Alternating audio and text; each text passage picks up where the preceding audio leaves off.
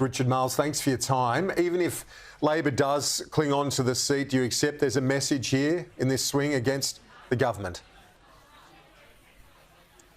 Well, obviously, we will listen very carefully to the result here, and any swing against the government is something we will take really seriously. I mean, we will take it in the context of how we understand by-elections. By-elections tend to swing against governments, and we knew coming into this that the average swing against the government is 7%, and this was a seat that was sitting on 6.3, so we knew it was going to be close. But you know, you take every message you can get in government as an opportunity to hear the electorate, and we will definitely be doing that, win, lose or draw, as a result of tonight.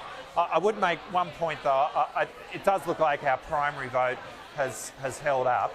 I do think that is an incredible achievement on the part of Jodie Bellier, given how popular Peta Murphy was, and she has run a cracking campaign. So I do feel like Jodie has every right to feel enormously satisfied with her performance, and I think we're very lucky to have had her as a candidate. When you talk about the message, and as I say, there's a chance that you still hold on to this seat and Jodie Bellier wins despite the swing that we're seeing here. But when you say there's a message, to you, is it all about the fact that people are finding it hard to feed their families, and places like Carrum Downs, negative cash flow, mortgages that are soaring and their salaries just are not keeping up? People are finding it very hard to get by right now. Well, all of what you've said is true, Kieran, and that is at the heart of the way in which we've gone about our campaign, but actually more significantly the way in which we're going about government. I mean, the tax cuts that we have put in place are absolutely about trying to be there fighting on behalf of working Australians, fighting on behalf of the household budget, and you can add that to what we've done with childcare, what we're doing with cheaper medicines, and we will continue to look at ways in which we can ease the burden of the cost of living, because there is no doubt that's the most significant thing which is facing Australians right around the country, but here I'm sure in Dunkley as well. I think though, but more significantly, you know, we will go over this result. People will interpret things tonight, which is obviously what people need to do who are sitting on panels. We'll do that, but we'll do more than that and go away and you know, really analyse this result over the course of the coming weeks and months, and we will look at every message which is in there and act accordingly. I mean, by-elections are many things, but they are an opportunity to hear from the electorate, and you know, Australians should know that in this government you've got a government which is listening. Richard Marles, Andrew Clennell here. It looks like probably you will hang on, and it looks like a 4 to 5% swing against you. If that is the case, had you not moved on those stage 3 tax cuts, would you have lost this seat? Well, firstly, I mean, Stephen knows me well, so I'm a naturally nervous and pessimistic fellow, and so I'm not quite where you are, Andrew, in terms of the assessment of the outcome here. I think there is actually still a way to go here, and I think one of the things here is you've got a number of candidates who are picking up small numbers of votes, but collectively are kind of up around the 10% mark, and really where those votes go in terms of the preferences is going to tell the story tonight, and I don't actually think we know a lot about that yet. So there's still a fair way to go in terms of the answer to the result.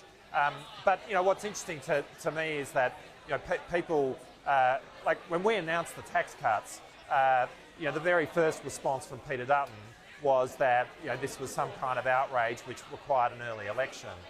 Then, you know, there was a shift in the rhetoric from the Liberal Party that this was somehow an election ploy. The truth is, it was none of that. What it was about doing everything we could to fight for the budgets of working Australians, knowing that people were doing it tough, and we go to bed every night thinking about how we can improve their situation.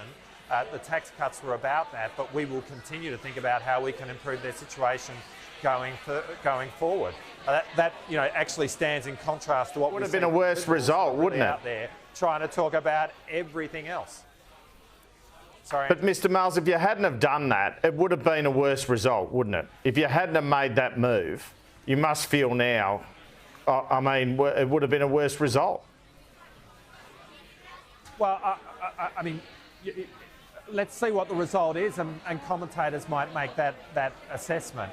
I certainly know that the tax cuts that we put in place are benefiting many, many more Australians, and I do genuinely believe are going to help in the job of making people's lives, better in circumstances where the cost of living pressures are high.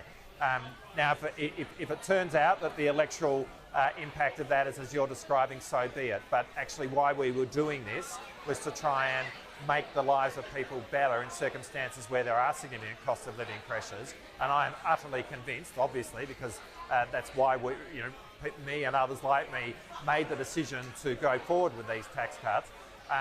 We really do believe that they'll make a difference for people, and I hope people can see that.